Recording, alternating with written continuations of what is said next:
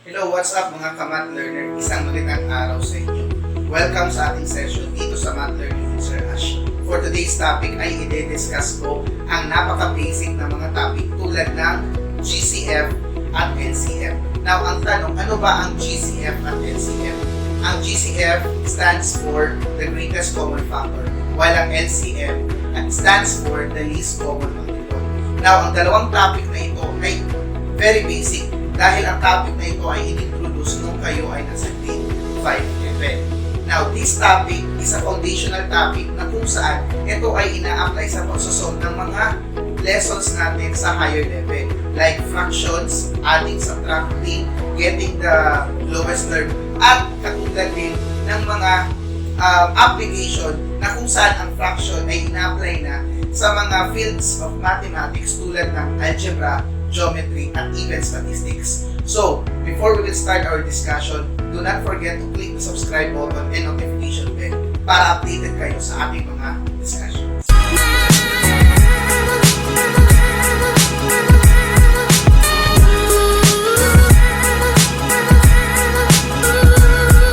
Alright mga ka-ML, isang magandang araw sa inyo. Ako pa rin ang inyong abot kamay ng mga teacher, si Sir Ash. And for today's topic, tulad ng sabi ko sa introduction, ay i-discuss natin ang tinatawag na LCM at saka GCF. Now, ang LCM at GCF, LCM stands for the least common multiple. Samantalang ang GCF is known as the greatest common factor. Now, itong dalawang ito ay ginagamit para sa pagkuha ng certain value mula sa series of numbers. Now, most likely, ang LCM, the least common multiple, ito ay yung unang maliit na number na kung saan yung dalawa or tatlong given na numbers ay merong common multiple. For example, we have, let's say, 10 and 16. Now, ang tanong ngayon, paano mo kukuha ang LCM ng 10 and 16? So, sa traditional way of solving or teaching, ang ginagawa ng mga teacher is that nagka-count sila ng multiples of 10 and multiples of 16. So, kung ano yung pinakaunang maliit na number na magkapareho sila, yun ang magiging LCM natin. So, let's count by 10. So, 10, 20, 30, 40, 50, 60, 70, 80, 90, and 100. Para medyo marami-rami na. Now, let's go to 16. 16. 16 plus 16, 32. 32 plus 16, 48. 48 plus 16, that is 64. 64 plus 16, that will be 80. Okay, now, meron na tayong kaparehong number. Now, since meron na tayong multiple na pareho, that will serve as our LCM. So, therefore, nasagot na natin ang tanong, what is the LCM of 10 and 16? And the answer is 80. Right. Alright, now, punta naman tayo kung paano kukunin ang GCF ng 10 at 16. Okay, 10 at 16. Now, let's go back first. Ano ba ang definition ng GCF? GCF is what we call the greatest common factor. Ibig sabihin, maghahanap tayo ng isang number na napakalaki na kung saan siya, yung factor na yun, siya ang magde-divide sa given problem, which is 10 and 16. So, ano kaya ang pinakamalaking number na kayang mag-divide sa 10 at 16? So, in the traditional way of teaching, ang ginagawa dito is that kinukuha natin ang factors ng 10 at 16. Okay, so, ano ang mga factors ng 10 at 16? When we say factors, ano yung dalawang number na kapag i-multiply ang lalabas 10? Ano yung dalawang number sa kapag i-multiply 16? Okay, let's start with 10. So, if ever we have 10, those are 1 times 10. Pwede din 2 and 5. Tama? Meron pa ba? Okay, now, I know for other students na nasa higher level, like high school students and senior high school students, for sure, meron pang other factors ng 10 because they will consider the integers. But don't get me wrong, mga ka-math learners. Ang ginagawa natin dito is let's focus lang muna sa mga whole numbers. So therefore, para sa mga whole numbers, only 1 and 10 and 2 and 5 ang mga factors ng ating number na 10. Okay, now let's go to 16. Ang 16 naman, we start with 1 and 16. Kasi 1 times 16, 16. And we also have 2 and 8. we also have 3, hindi pwede 3. So 4 and 4. Okay. So I think wala nang ibang numbers na pwede pang i-multiply, ang lalabas 16. So as you can see, these are all the factors for 16. Ito naman ang factors ng ating 10. Now, titingnan natin kung ano yung magkapareho ng mga numbers o mga factors. So for 10 and 16, we have 1. And we also have 2. So, wala nang iba. Kung ano yung pinakamalaking number, the greatest number, that is what we call the GCF or the greatest common factor. So, 2 and 2. So, to make the long story short, ano ang LCM ng 10 at 16? Ang sagot ay 80. At ano naman ang GCF ng 10 at 16? Ang sagot ay 2. So, balikan natin yung sinabi ko kanina. Ano yung mas better na way or mas efficient na way para i-solve ang ating GCF at saka LCM? So, ito yung tinatawag nating prime factorization. Now, gamit ang prime factorization, i-consider natin ang mga prime numbers na factors ng ating given problem. At dahil sa mga prime numbers na yun, makukuha na natin kung ano yung LCM at GCM. Okay.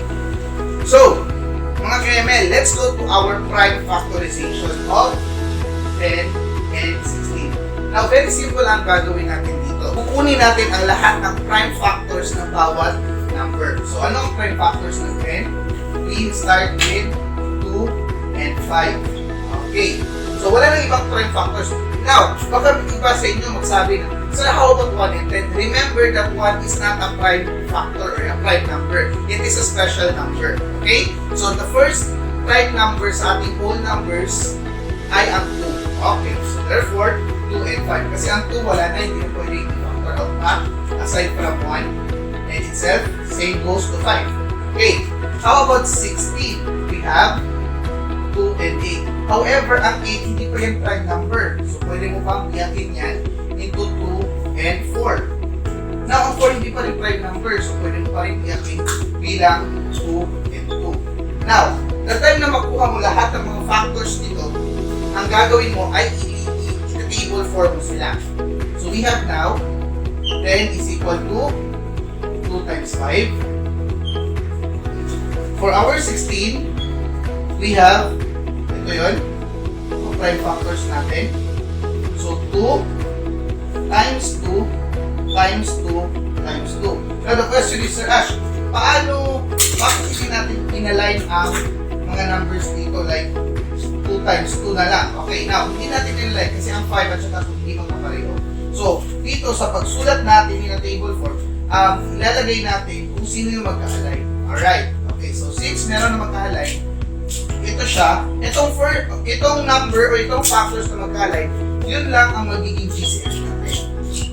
So since dito sa series of our factors, we only have one pair of 2 na pareho, that will serve as our GCF. So that is 2. Okay?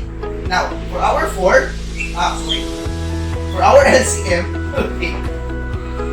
Now, for our LCM, ang gagamitin naman natin is kukunin natin lahat ng factors na nasulat natin sa prime factorization. Since this is the same, they are considered as 1. Then, isusulat natin yung hindi the same.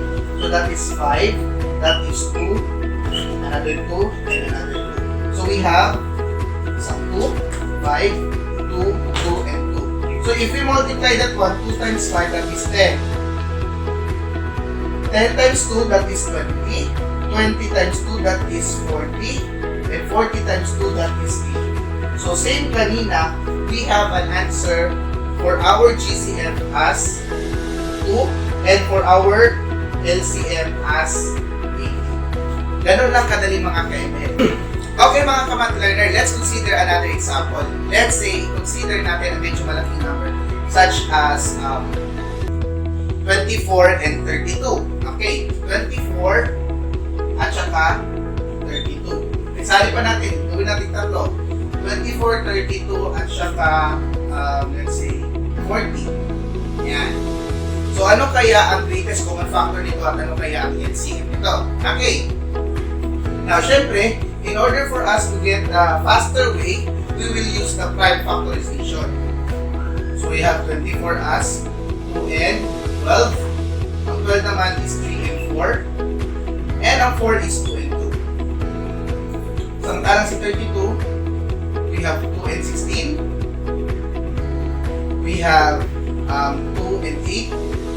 We have 2 and 4. And we have 2 and 2. Okay.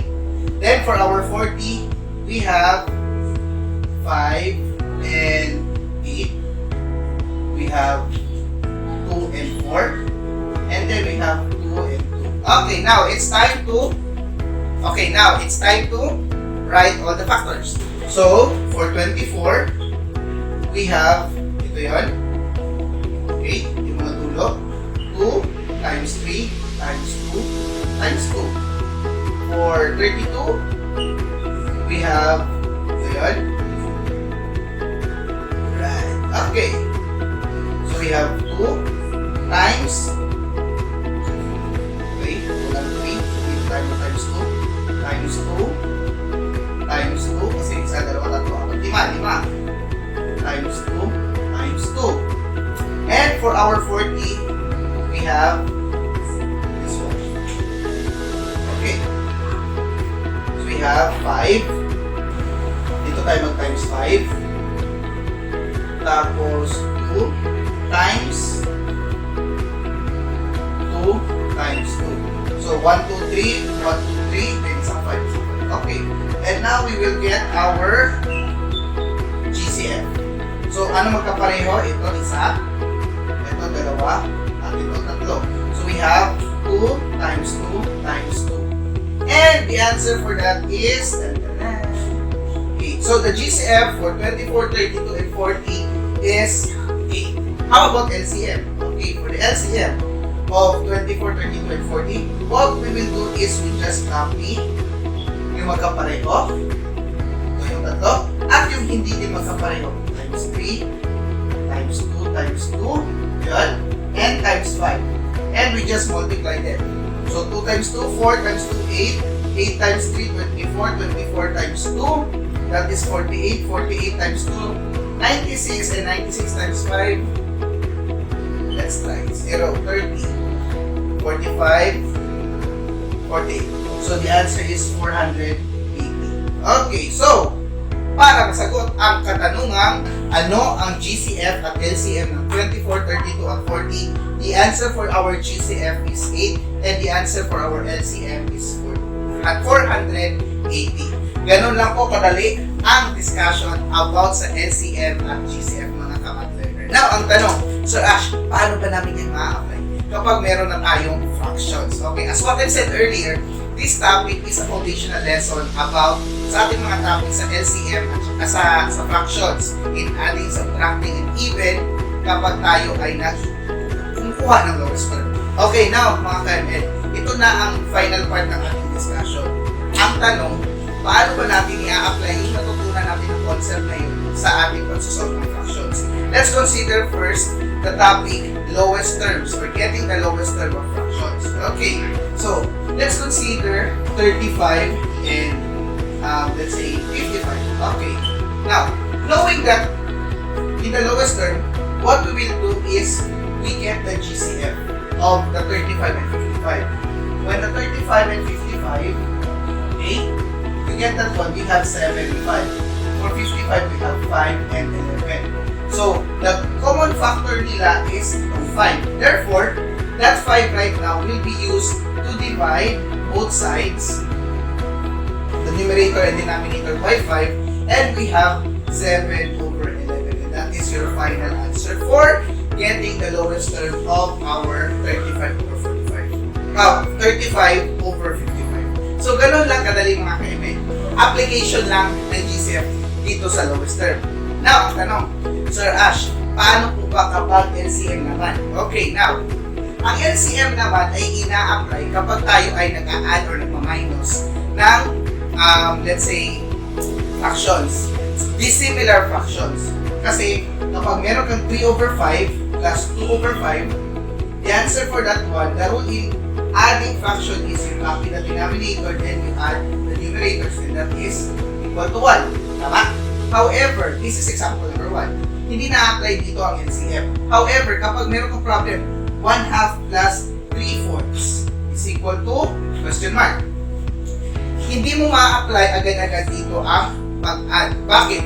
According to the rule of adding and subtracting fractions, you can only combine two fractions if and only if they have the same denominator. Ibig sabihin, similar fractions lang. Therefore, kapag dissimilar fraction siya, ang gagawin mo dito is to use the LCD. Okay, ano to LCD? LCD is known as the least common denominator. This comes from the concept of LCM.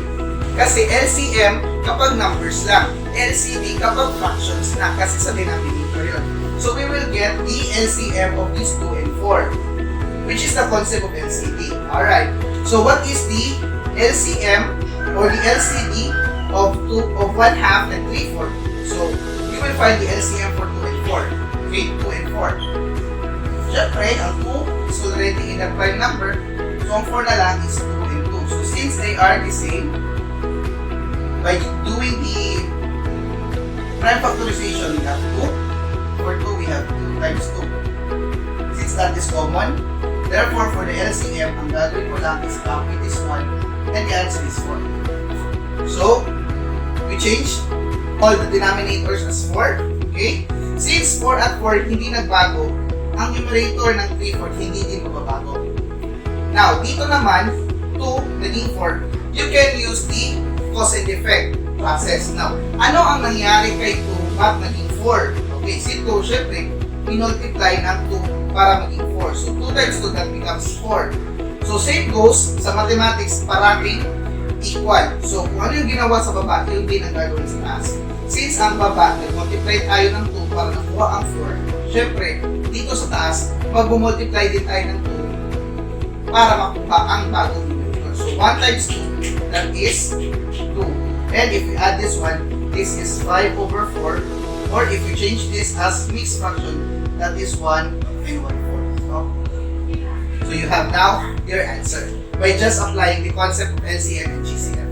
Okay, now mga ka-math learner, don't worry about fractions because my next topics will be all about fractions, how to get the lowest term, how to add, how to subtract, how to multiply and divide. So, be sure to tune in my channel and do not forget to subscribe and click the notification bell para updated kayo sa mga upcoming topics natin at even yung mga other previous topics ko. Now, lagi niyong tatandaan na masarap matuto ng mathematics kapag marami tayong nasasama-sama. Ito pa rin ang inyong abot kamay ng mga teacher, si Sir Ashik. At laging maging safe tayo sa ating mga pamamahay and try to learn mathematics kahit wala pang klase. Thank you, God bless, and